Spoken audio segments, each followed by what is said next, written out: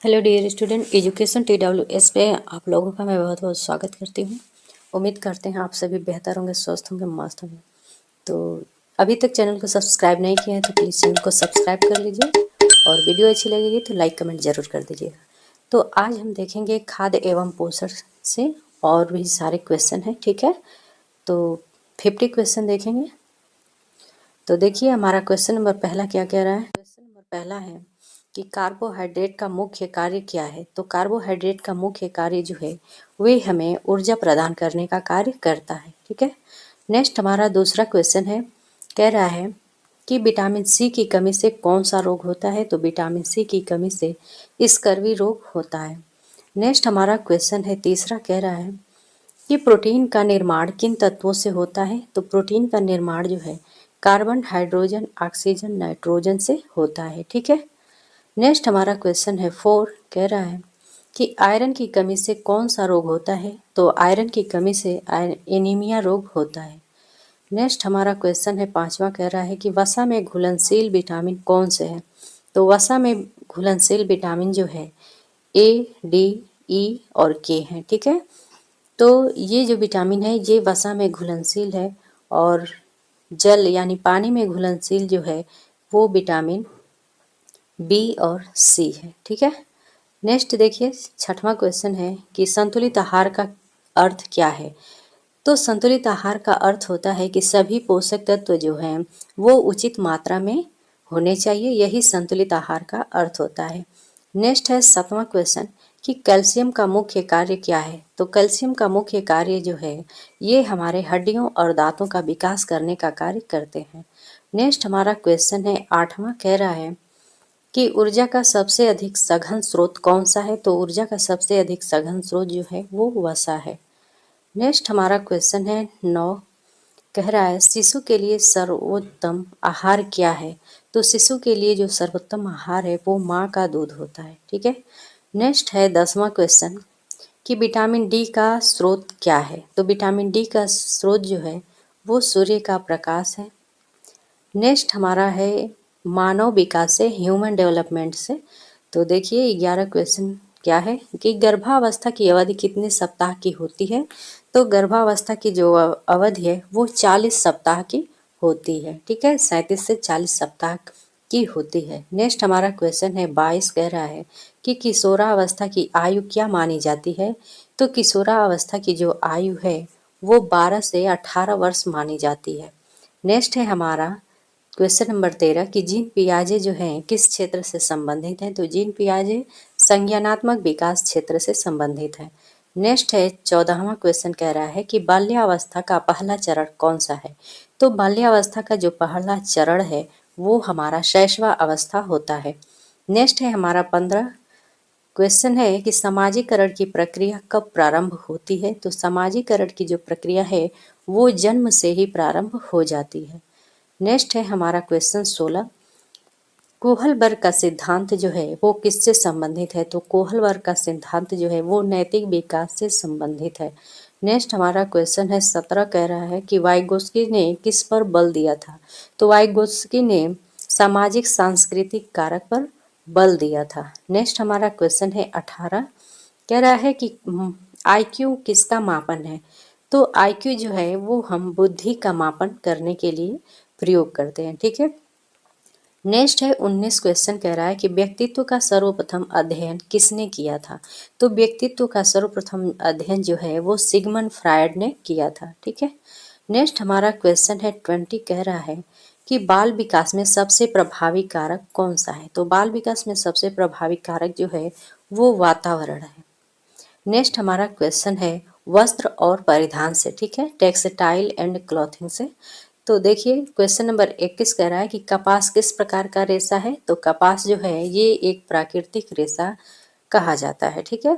और अगला है 22 क्वेश्चन कि सिल्क किससे प्राप्त होता है। तो सिल्क जो है रेशम के कीड़े से प्राप्त होता है। नेक्स्ट क्वेश्चन है 23 कि नायलॉन किस प्रकार का रेशा है। तो नायलॉन जो है ये एक सिंथेटिक यानी कृत्रिम रेशा है। आगे है 24, कह रहा है कि रंग अस्थायित्व जो है वो किससे संबंधित है। तो रंग का अस्थायित्व जो है रंग की टिकाऊ क्षमता से संबंधित होता है। नेक्स्ट हमारा क्वेश्चन है 25 कह रहा है ऊन का मुख्य गुण क्या है। तो ऊन का जो मुख्य गुण है वो ऊष्मा संरक्षण है। ठीक है, आगे देखिए 26, बुनाई यानी वेविंग में कितने धागे होते हैं। तो वेविंग में जो है हमारे ताना और बाना, ठीक है, दो धागे होते हैं, एक ताना और एक बाना। नेक्स्ट हमारा क्वेश्चन है 27 कह रहा है कि पॉलिएस्टर किस श्रेणी में आता है। तो पॉलिएस्टर जो है ये भी एक सिंथेटिक रेशा है यानी कृत्रिम रेशा कहा जाता है। नेक्स्ट हमारा क्वेश्चन है 28 कह रहा है कि कपड़ों की धुलाई में नीले रंग का प्रयोग क्यों होता है।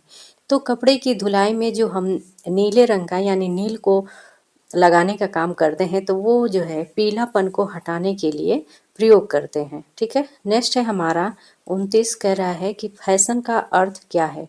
तो फैशन का अर्थ है कि समयानुसार परिवर्तन करना। ठीक है, एक नेक्स्ट हमारा क्वेश्चन है 30 कह रहा है कि ड्राई क्लीनिंग में किस विलायक का प्रयोग होता है। तो ड्राई क्लीनिंग में जो है पेट्रोलियम सॉल्वेंट विलायक का प्रयोग होता है। नेक्स्ट हमारा क्वेश्चन गृह प्रबंधन यानी फैमिली रिसोर्स मैनेजमेंट से देखेंगे। तो आगे हमारा 31 क्वेश्चन है कि समय प्रबंधन का मुख्य उद्देश्य क्या है। तो समय प्रबंधन का जो मुख्य उद्देश्य है वे है कि कार्य कुशलता को बढ़ाना। नेक्स्ट है हमारा क्वेश्चन 32 कह रहा है कि पारिवारिक आय के स्रोत कितने प्रकार के होते हैं। तो पारिवारिक आय के जो स्रोत हैं वो दो प्रकार के होते हैं, एक नकद और एक वस्तु। ठीक है, नेक्स्ट हमारा क्वेश्चन है 33 कह रहा है बजट का अर्थ क्या है। तो बजट का अर्थ जो है वो आय व्यय की योजना है। ठीक है, तो बजट का अर्थ क्या होगा, आय व्यय की योजना। नेक्स्ट हमारा क्वेश्चन है 35 कह रहा है 34 कह रहा है कि बचत क्यों आवश्यक है।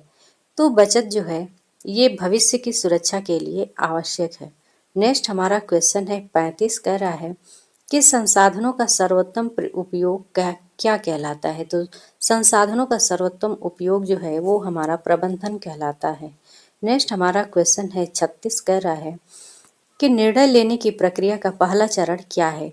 तो निर्णय लेने की जो प्रक्रिया है उसका पहला चरण है कि समस्या की पहचान कर लेना। ठीक है, नेक्स्ट हमारा क्वेश्चन है 37 कह रहा है गृह प्रबंधन में मूल्यांकन का अर्थ क्या होता है। तो गृह प्रबंधन में मूल्यांकन का अर्थ होता है कि परिणामों का जांच करना। नेक्स्ट हमारा क्वेश्चन है 38 कह रहा है कि मानव संसाधन का उदाहरण क्या है। तो मानव संसाधन का जो उदाहरण है वो समय, ऊर्जा और क्षमता है। ठीक है, ये तीनों ही मानव संसाधन का उदाहरण है। नेक्स्ट हमारा क्वेश्चन है 39 कह रहा है पारिवारिक जीवन चक्र का अंतिम चरण कौन सा है। तो पारिवारिक जीवन चक्र का अंतिम चरण जो है वो वृद्धा अवस्था है। नेक्स्ट हमारा क्वेश्चन है 40 कह रहा है उपभोक्ता शिक्षा का उद्देश्य क्या है।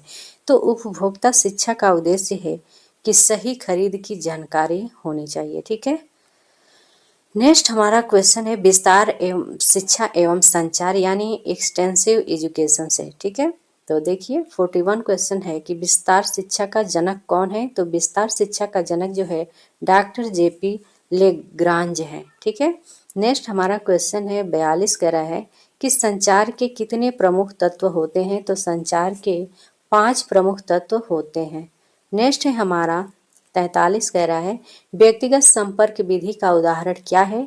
तो व्यक्तिगत संपर्क विधि का उदाहरण जो है वो गृह भ्रमण है। ठीक है, नेक्स्ट हमारा क्वेश्चन है 44 कह रहा है कि समूह विधि का उदाहरण कौन सा है। तो समूह विधि का उदाहरण जो है वो बैठक है। ठीक है, समूह में चर्चाएं होती हैं बैठकर।